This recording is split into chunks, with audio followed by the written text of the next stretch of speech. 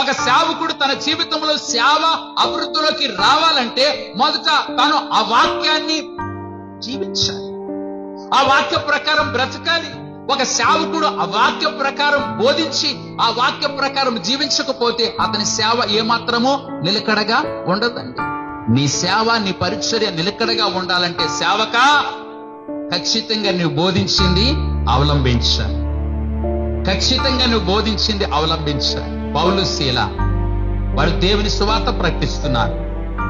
ఆ రోజున దేవుని సువార్త పరిచర్య చేస్తూ ఉన్నప్పుడు అక్కడ ఉన్న అధికారులు వారికి కొట్టి చెరసాల్లో బంధించారండి.